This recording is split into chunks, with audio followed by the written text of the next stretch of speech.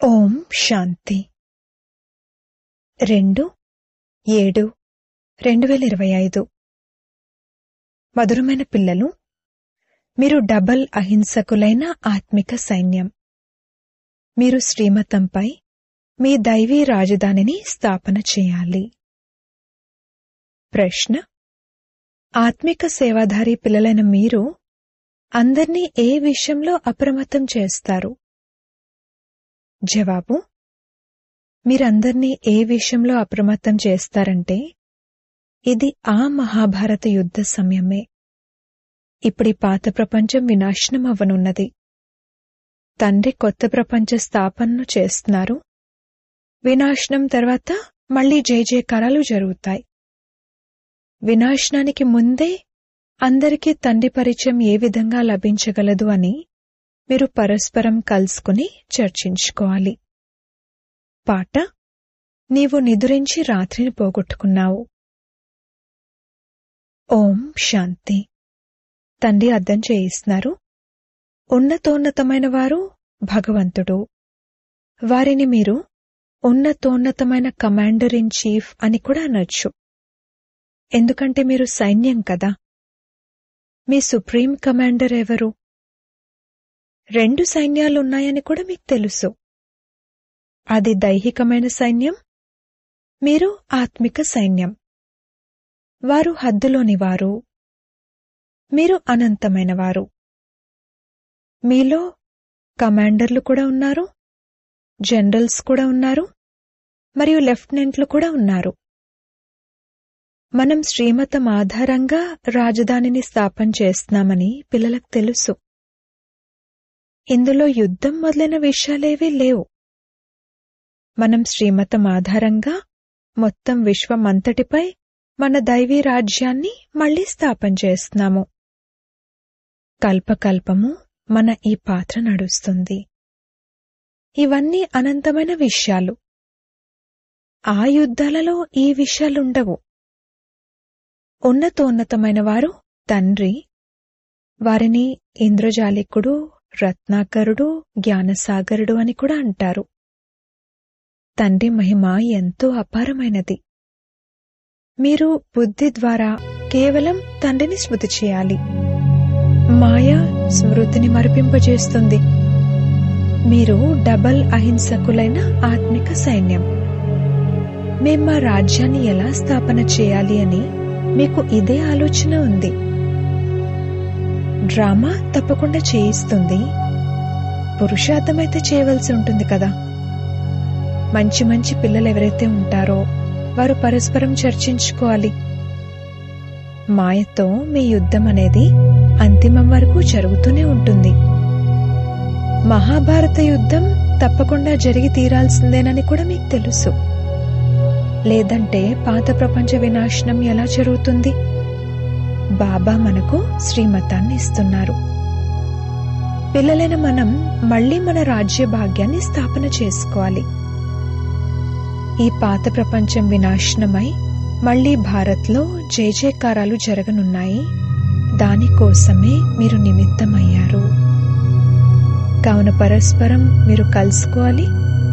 మనం ఎలా సేవ చేయాలి అని చర్చించుకోవాలి. ఇప్పుడు ఈ పాత ప్రపంచం వినాశనం అవ్వనున్నదని అందరికీ తండ్రి సందేశాన్ని వినిపించాలి. తండ్రి కొత్త ప్రపంచాన్ని స్థాపన చేస్తున్నారు. లౌకిక తండ్రి కూడా కొత్త ఇంటిని నిర్మించినట్లయితే పిల్లలు సంతోషిస్తారు. అది హద్దులోని విషయం. ఇది మొత్తం విశ్వానికి సంబంధించిన విషయం. కొత్త ప్రపంచాన్ని సత్యుగమని, పాత ప్రపంచాన్ని కలియుగమని అంటారు. ఇప్పుడిది పాత ప్రపంచం. కావున తండ్రి ఎప్పుడు మరియు ఎలా వచ్చి కొత్త ప్రపంచాన్ని స్థాపన చేస్తారు అనేది మీకు తెలుసుండాలి. మీకు నంబర్వార్ పురుషార్థానుసారంగా ఈ విషయాలు తెలుసు. అందరికన్నా ఉన్నతమైన వారు తండ్రి. ఇక తర్వాత నంబర్వారుగా మహారథులు, గుర్రపు స్వారీ వారు మరియు పాదచారులు ఉన్నారు. కమాండర్, కెప్టెన్ మొదలైన టైటిల్స్ ను కేవలం ఉదాహరణగా వినిపించడం జరుగుతుంది.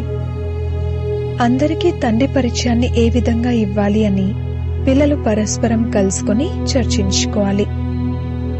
ఇది ఆత్మిక సేవ. తండ్రి కొత్త ప్రపంచాన్ని స్థాపన చేయడానికి వచ్చారని మనం మన సోదరీ సోదరులను ఏ విధంగా అప్రమత్తం చేయాలి? పాత ప్రపంచ వినాశనం కూడా ఎదురుగా నిలబడి ఉంది. ఇది అదే మహాభారత యుద్ధం.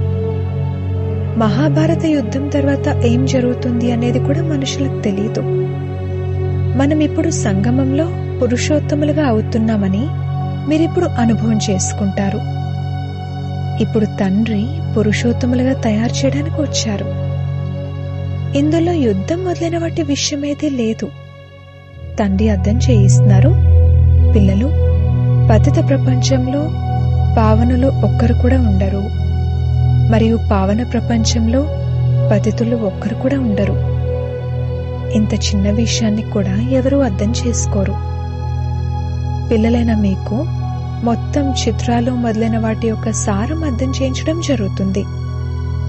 భక్తి మార్గంలో మనుషులు జపతపాలు, దానపుణ్యాలు మొదలైనవి ఏవైతే చేస్తారో వాటి ద్వారా అల్పకాలికమైన కాకిరెట్టతో సమానమైన సుఖం ప్రాప్తిస్తుంది.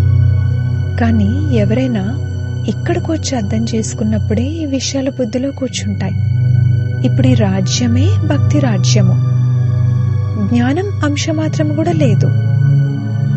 ఏ విధంగా పతిత ప్రపంచంలో పావనులు ఒక్కరు కూడా లేరో అలా జ్ఞానం కూడా ఒక్కరిలో తప్ప మరెవరిలోనూ లేదు. వేదశాస్త్రాలు మొదలైనవన్నీ భక్తి మార్గానికి చెందినవి. మెట్లు దిగాల్సిందే. ఇప్పుడు మీరు బ్రాహ్మణులుగా అయ్యారు. ఇక్కడ నంబర్ వారుగా సైన్యం ఉంది. ముఖ్యమైన కమాండర్స్, కెప్టెన్స్, జనరల్స్ మొదలైన వారు ఎవరైతే ఉన్నారో వారు మేం బాబా సందేశాన్ని అందరికీ ఏ విధంగా అందించాలి అని పరస్పరం కలుసుకుని చర్చించుకోవాలి. మెసెంజర్, పైగంబర్ మరియు గురువు ఒక్కరేనని, మిగిలిన వారందరూ భక్తి మార్గానికి చెందినవారని పిల్లలకు అర్థం చేయించారు. సంగంయుగానికి చెందినవారు కేవలం మీరు మాత్రమే. లక్ష్మీనారాయణలుగా అయ్యే ఈ లక్ష్యం ఉద్దేశం చాలా యాక్యురేట్ అయినది. భక్తి మార్గంలో సత్యనారాయణుని కథను, మూడవ నేత్రం యొక్క కథను మరియు అమర కథను కూర్చుని వినిపిస్తారు. ఇప్పుడు తండ్రి మీకు సత్యమైన సత్యనారాయణుని కథను వినిపిస్తున్నారు. భక్తి మార్గంలోనివి గతించిన విషయాలు. ఎవరైతే ఇక్కడ ఉండి వెళ్లారో వారివి తర్వాత మందిరాలు మొదలైనవి తయారు చేస్తారు. ఉదాహరణకు శివ్ బాబా ఇప్పుడు మిమ్మల్ని చదివిస్తున్నారు. దానికి తర్వాత భక్తి మార్గంలో స్మృతి చిహ్నాన్ని తయారు చేస్తారు. సత్యుగంలో శివుడివి లేక లక్ష్మీనారాయణలు మొదలైన వారెవరివి చిత్రాలుండవు. జ్ఞానం పూర్తిగా వేరు, భక్తి వేరు. ఇది కూడా మీకే తెలుసు. అందుకే తండ్రి అన్నారు, చెడు వినకండి, చెడు మాట్లాడకండి. కొత్త ప్రపంచం స్థాపన అవుతుందని పిల్లలైన మీకిప్పుడు ఎంత సంతోషముంది. సుఖధామాన్ని స్థాపన చేసేందుకు బాబా మనకు మళ్లీ డైరెక్షన్లు ఇస్తున్నారు. అందులోనూ నంబర్ 1 డైరెక్షన్ ఏమిస్తున్నారంటే పావనంగా అవ్వండి. అందరూ పతితంగానే ఉన్నారు కదా. మంచి పిల్లలెవరైతే ఉన్నారో వారు సేవను ఏ విధంగా పెంచాలి, నిరుపేదలకు ఏ విధంగా సందేశాన్ని ఇవ్వాలి అని పరస్పరం కలుసుకుని చర్చించుకోవాలి. తండ్రి అయితే కల్పపూర్వం వలె వచ్చారు. వారంటారు, స్వయాన్ని ఆత్మగా భావిస్తూ తండ్రినైన నన్ను స్మృతి చేయండి. రాజధాని తప్పకుండా స్థాపనవ్వనున్నది. అందరూ అర్థం చేసుకుంటారు. ఎవరైతే దేవీదేవతా ధర్మానికి చెందినవారు కారో వారు అర్థం చేసుకోరు. వినాశన కాలంలో ఈశ్వరుని పట్ల విపరీత బుద్ధి కలిగి ఉన్నారు కదా, అంటే ప్రీతి లేకపోవడం. వారు మన నాథుడైన తండ్రి అని పిల్లలైన మీకు తెలుసు. అందుకే మీరు వికారాల్లోకి వెళ్లకూడదు. అలాగే పరస్పరం గొడవ పడడం, కొట్లాడటం చేయకూడదు. మీ బ్రాహ్మణ ధర్మం చాలా ఉన్నతమైనది. వారు శూద్ర ధర్మానికి చెందినవారు, మీరు బ్రాహ్మణ ధర్మానికి చెందినవారు. మీరు పిలక వంటివారు, వారు పాదాల వంటివారు. పిలక పైన ఉన్నది ఉన్నతోన్నతుడైన భగవంతుడు, నిరాకారుడు.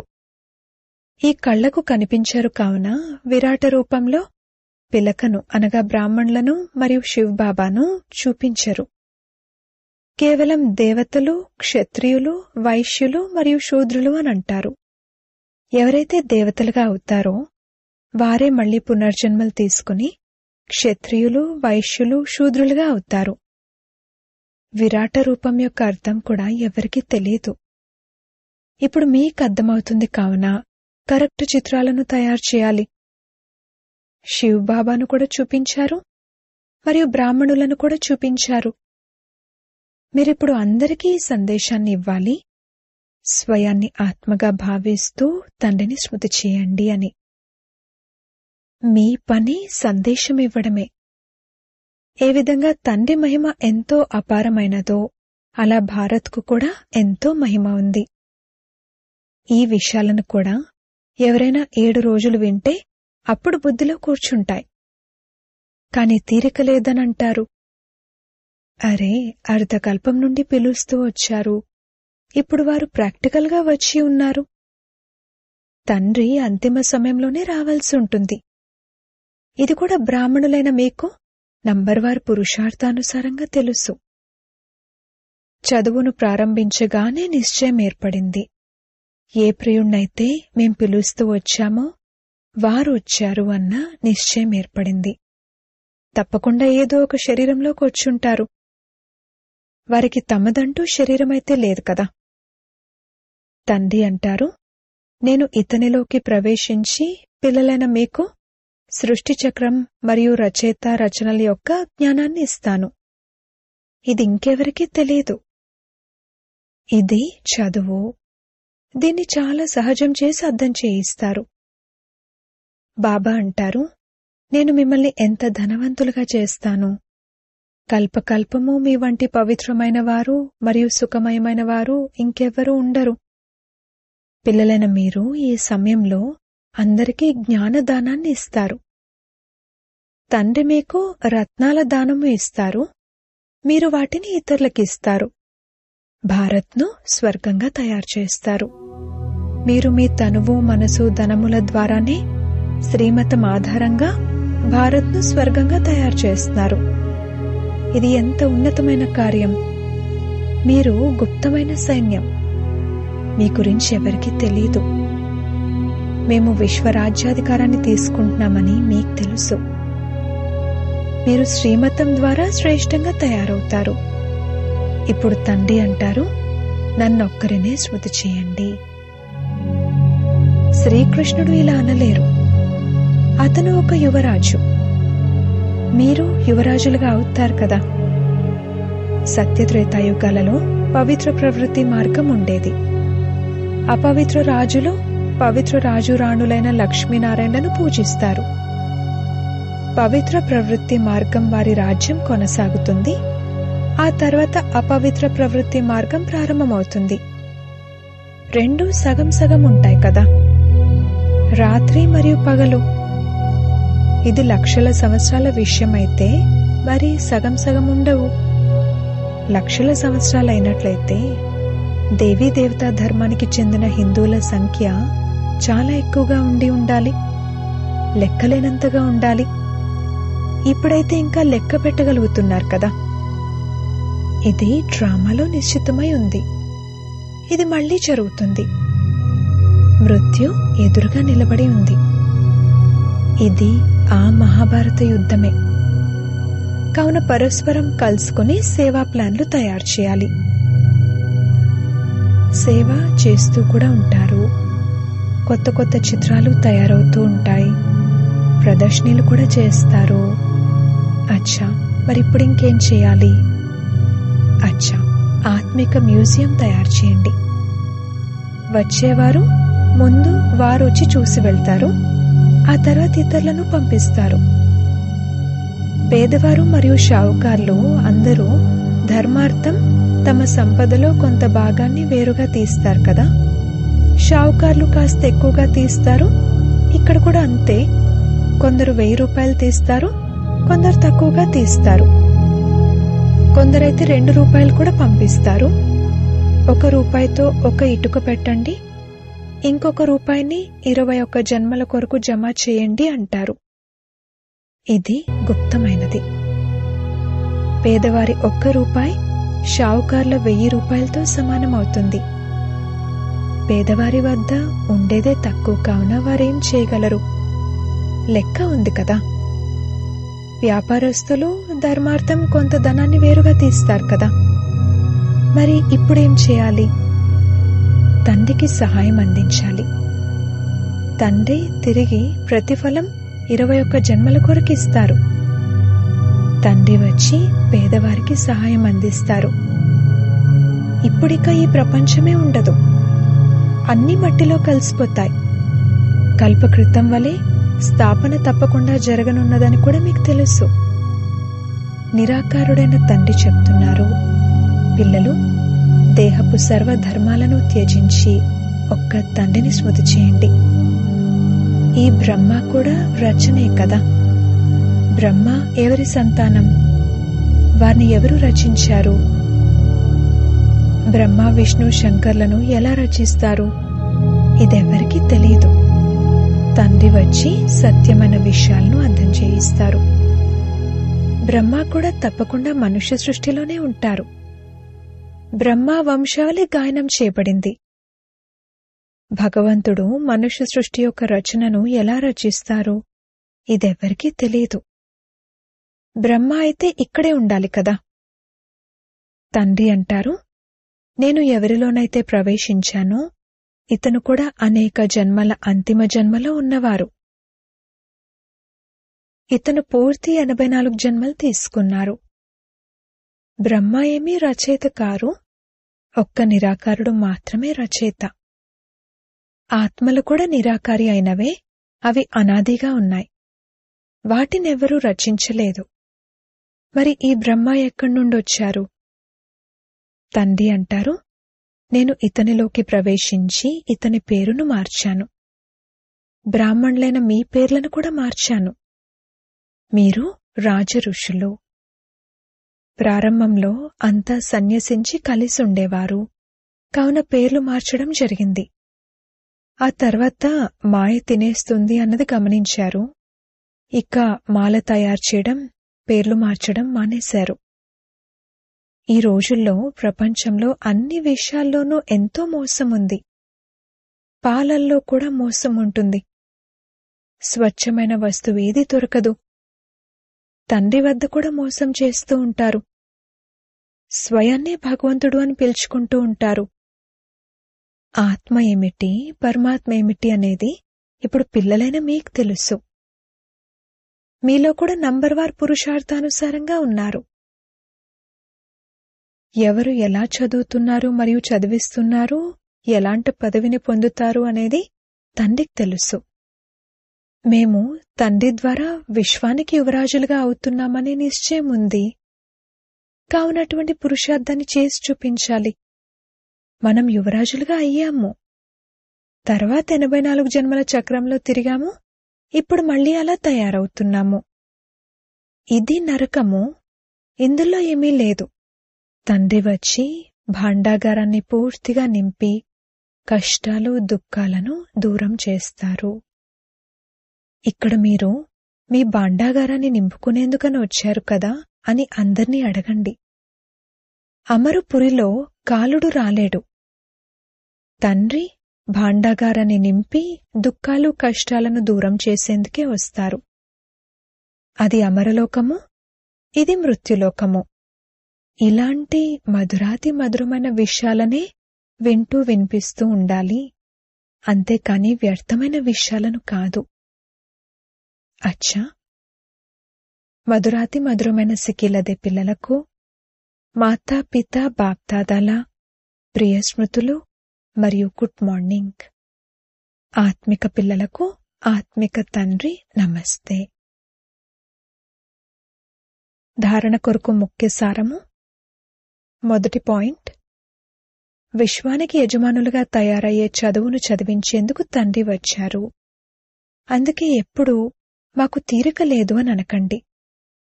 శ్రీమతం ఆధారంగా తనువు మనసు ధనముల ద్వారా భారత్ను స్వర్గంగా తయారుచేసి సేవ చేయాలి. 2వ పాయింట్, పరస్పరం చాలా మధురాతి మధురమైన జ్ఞాన విషయాలను వినాలి మరియు వినిపించాలి. తండ్రి ఇచ్చిన ఈ డైరెక్షన్ సదా గుర్తుండాలి. చెడు వినద్దు, చెడు మాట్లాడద్దు. వరదానము: హద్దులోని సర్వ కామనలపై విజయాన్ని పొందే కామజీత్ జగజ్జీత్ భవ. హద్దులోని సర్వ కోరికలు కామవికారం యొక్క అంశమే. కామన అనేది 1 వస్తువులకు సంబంధించి ఉంటుంది, 2 వ్యక్తుల ద్వారా హద్దు ప్రాప్తులకు సంబంధించి ఉంటుంది, 3 సంబంధాలను నిర్వర్తించే విషయంలో ఉంటుంది, 4 సేవాభావనలో హద్దు కామన యొక్క భావం. ఏ వ్యక్తి లేక వస్తువు పట్లనైనా విశేష ఆకర్షణ ఉండటం, కోరిక లేదు కాని మంచిగా అనిపిస్తుంది అని అనటం, ఇది కూడా కామవికారం యొక్క అంశమే. ఎప్పుడైతే ఈ సూక్ష్మ అంశం కూడా సమాప్తమైపోతుందో అప్పుడు కామజీతులు జగజ్జీతులు అనంటారు. స్లోగన్: మనస్ఫూర్తిగా రియలైజ్ అవ్వడం ద్వారా మనోభిరాముడైన తండ్రి నుండి ఆశీర్వాదాలు తీసుకునేందుకు అధికారులుగా అవ్వండి. అవ్యక్త సూచనలు: సంకల్ప శక్తిని జమ చేసుకుని శ్రేష్టమైన సేవకు నిమిత్తులుగా అవ్వండి. మనసే ఒక సూక్ష్మ శక్తి. అది కంట్రోల్లో ఉన్నట్లయితే, అనగా ఆర్డర్ అనుసారంగా కార్యం చేసినట్లయితే పాస్ విత్ ఆనర్గా మరియు రాజ్యాధికారులుగా అవుతారు. సంకల్ప శక్తిని జమ చేసుకునేందుకు ఏది ఆలోచిస్తారో అదే చెయ్యండి. స్టాప్ అనగానే సంకల్పాలు స్టాప్ అయిపోవాలి, ఆగిపోవాలి. సేవ గురించి ఆలోచిస్తే సేవలోనే నిమగ్నమైపోవాలి. పరంధామం గురించి ఆలోచిస్తే పరంధామానికి చేరుకోవాలి. ఇటువంటి కంట్రోలింగ్ పవర్ను పెంచుకోండి. అచ్చా. ఓం శాంతి.